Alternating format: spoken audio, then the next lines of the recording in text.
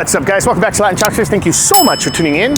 Guys, I'm really excited because today we're finally going to a place that I've been wanting to come to for a very long time, and coincidentally, they're located literally right next door to Adega Gaucha, which is one of the best all-you-can-eat Brazilian steakhouses here in Orlando, and I'm really excited because the place that we're going to today is called Memories of Peru, and it is one of the top-rated Peruvian restaurants here in Orlando. I have never been. I have no idea the quality of their food. I have heard really good things, so I'm really happy that we get to try this out today, get to see how it is, and, you know, kind of compare it with other foods that we've had and just see if it's worth a visit, especially because it's located in such a great centralized location here in Orlando. It's right next to the Florida Mall, and honestly, it's going to be great for those of you guys that are visiting either the theme park or coming to the Florida Mall to visit that, and it's a great way to kind of have a midway stop in the middle of the day to have some amazing Peruvian cuisine. So, enough said, I've never been here before. I'm here to try it out, see how this place is, and let's go from there. So, enough talking, let's head inside.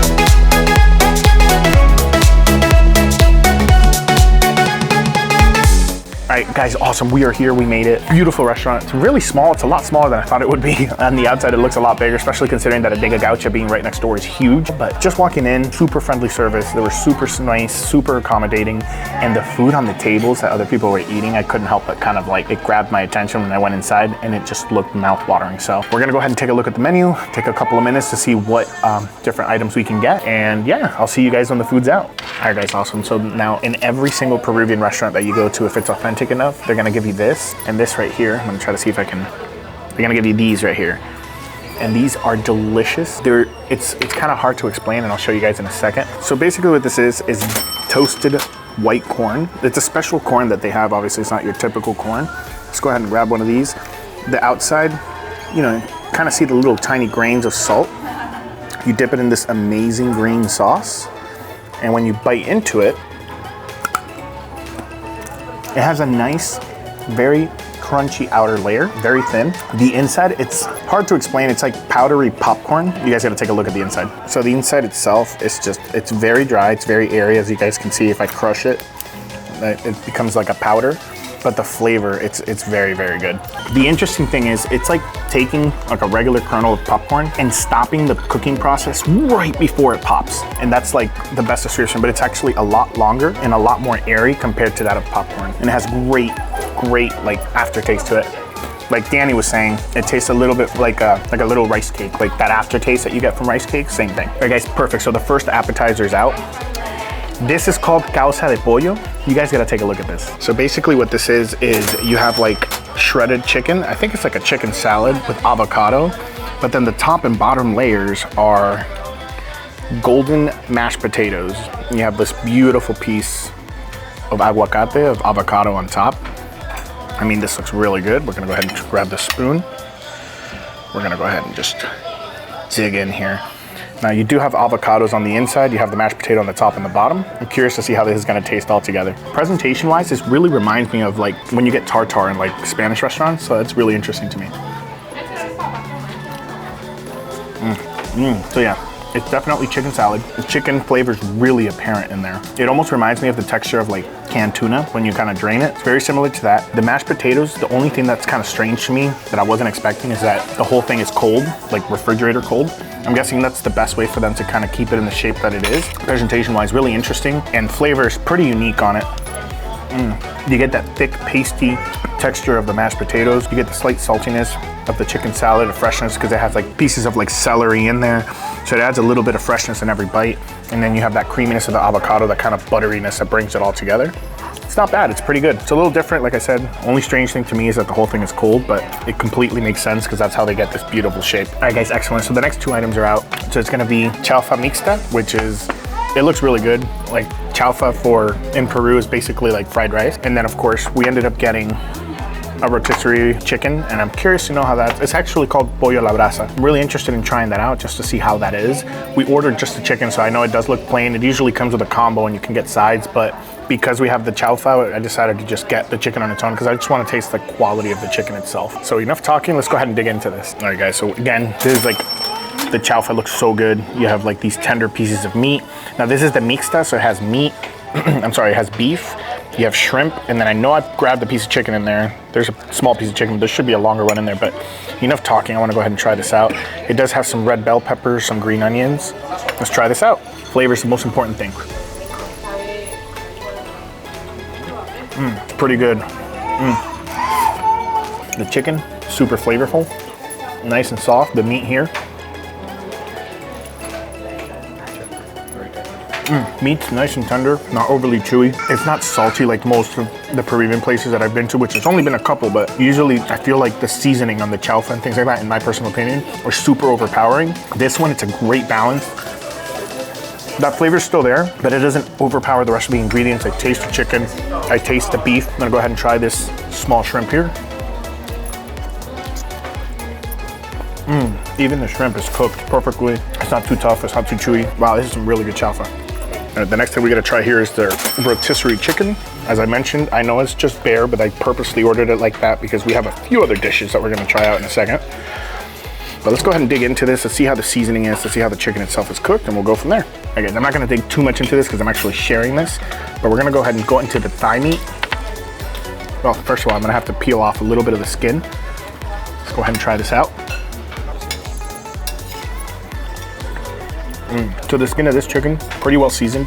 It is a little thick and chewy, which is understandable. It really depends on like how the chicken's cooked. Obviously, because it was rotisserie or a la brasa, it didn't toast up as it normally would be, and like it's not as crispy or soft as in other places, but it has good seasoning, a little bit of more fat than I'm used to for skin. Let's go ahead and try a piece of this thigh meat. Chicken's pretty good, to be completely honest, and that's why I took a bite of the thigh first. It seems a little dry. Let's go ahead and zoom into this, check this out. Now the chaufa is really strongly seasoned, so, okay, so it seems like it might have just been never mind, I take all that back, look at this. That is not dry at all. It's just the piece that I put in my mouth, I guess, was dry because I held it out. Let's see if I can just try to tear a piece off here. Beautifully cooked. It's not raw in the middle like a lot of places tend to do sometimes. And the seasoning on this, it almost tastes very similar to that of the chaufa. And the chicken itself is still the star of the dish. In my opinion, I have had more flavorful chicken. I think it's not bland, but it's not as flavorful as other places. Again, I just had that chaufa, and that chaufa is delicious. So it could be that the flavoring of the chaufa is making this not be as like apparent and strong to me. Regardless, if you're a lover of chicken, it's nice, juicy, cooked really well, not bad. All right, next we're gonna go to this item. This is the item that I'm most excited for. This right here is Lomo saltado a lo pobre. Basically, you have some deliciously fresh, I couldn't hold it and I had to have some, but some deliciously fresh, crispy fries. Now the bottom ones are completely soaked in that, steak juice. You have amazing, beautiful steak here. You have tomatoes, onions, cilantro, and then you have beautifully cooked plantains. You have a rice with a fried egg on top. I'm really excited. We're gonna go ahead and dig right into this. Let me go ahead and just see if I can get the meat and just try that out on its own and see how it is. Look how juicy that is. Oh my gosh. Okay, guys, here we go. Oh man, that is delicious. It's nice and tender. It's not as chewy as I thought it would be, because when you first look at it, it really does look like it's gonna be quite an extensive chew. It is a little chewy, but it's expected from the way the meat is cut, but it's also nice and tender and soft.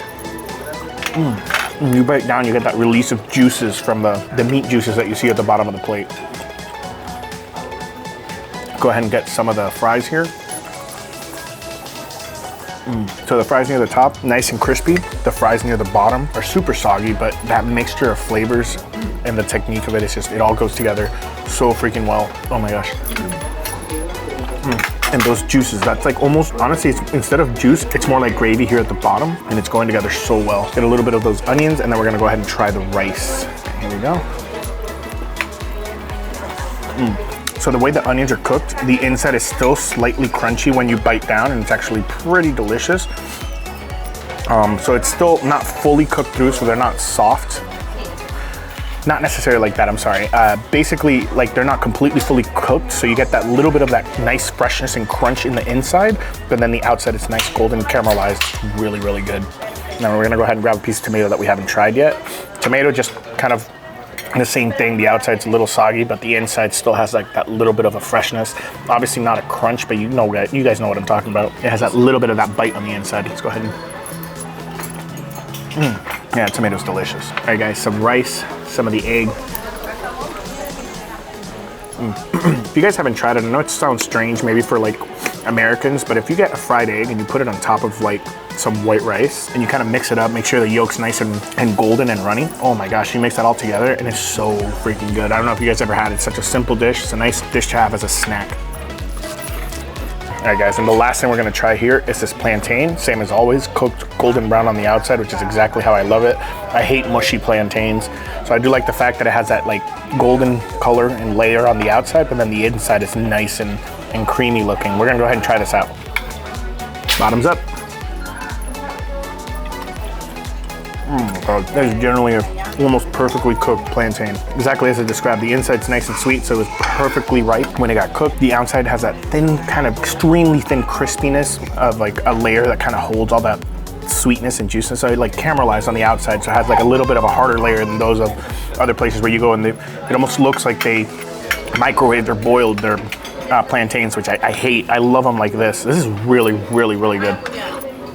All right, guys, this right here is gonna be our next item. This is basically their chicken soup. For them, it's called aguadito de pollo. Right off the bat up top, I'm gonna go ahead and use this spoon here, but they did give us individual bowls because we're gonna go ahead and share this. But the top has a ton of cilantro. It was sitting there, so pardon like this very tiny cooling layer of like fat. They're basically super green. You know, you have celery in there, peas, you have little chunks of chicken, potatoes, carrots. I mean, this looks really, really good. And the fact that the broth is really green means they put a lot of green in here. Can't wait to try this out. Let's go. All right, guys, so I went ahead and I served it in a small plate. Let's go ahead and get a little bit. No chicken, just the broth and the vegetables in it. Oh my God. So I did have 2 peas in that spoonful that I just grabbed. I'm gonna try to see if I can get another one without it. Really good in flavor. The peas are a little sweet, so it's a little strange to me. I normally don't like peas in my soup, but the soup, like the broth itself, it's almost nice and thick because of the amount of vegetables that they put in it. I'm gonna go ahead and see if we can grab a piece of chicken and actually try it all together and just go from there. Here we go. Now that flavor is really, really good. I can tell when they brought that out, it was piping hot because it's been on the table for about 10 minutes while I was eating the other food, and it's still pretty dang hot. I can handle it, but like say if my wife was here, she'd have to wait a couple more minutes. I mean, there's still a little bit of steam coming from it. It is delicious. You don't really taste the celery too much. You taste most of the cilantro. Whenever you get a piece of chicken, that is the star of that spoonful of that chicken, which is awesome. One thing I can't get used to, and this is more of a preference, I just feel like the peas, in my opinion, are a little out of place for me because it's really hearty and creamy and thick, but then when you get that pea, it just kind of, I don't know, it's just like kind of like a pop of sweetness in there, and it's just, I feel like it doesn't go together too well, but that's just my opinion. Regardless of flavor of this, when there's no peas, or even with the peas, it's still really, really good. I just feel like I should address it. Like, guys, everything honestly has been phenomenal. Honestly, I have not had one thing that I'm like, The peas, like I said, it's most likely just like a personal thing because Danny's about to try. He's gonna tell me if he likes it. Everything about it is good. It's just for me, that pea thing is throwing me off. But we're gonna go back to the chicken because we cut up a little bit of the chicken breast. And we're gonna go ahead and try the chicken breast on its own because I actually didn't try it. I wanted to leave it for Danny. But we're gonna go ahead and try it out. He says it's really juicy, so let's try it out, see if that's the case. Oh yeah. He said to try it out with the green sauce. We're gonna go ahead and do that now.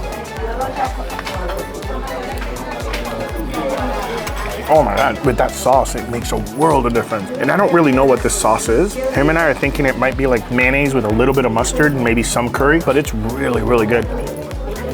Hey guys, 100% I would recommend this place. This is honestly some of the best Peruvian food I've had in Orlando. I know there's like 2 other spots that are like top rated as well, but like I said, this is a fantastic centralized location right next to the Florida Mall. I mean, you can't really miss it. For some of you that maybe are limited on time or maybe a vehicle to move around, 100%. With that said, I'm gonna enjoy the rest of this food, and I'm kind of glad we took a step away from all the fried chicken we had in the last couple weeks, so I hope you guys enjoyed it. I really appreciate each and every one of you watching these videos and all the comments that you guys are leaving behind in all the videos recently especially.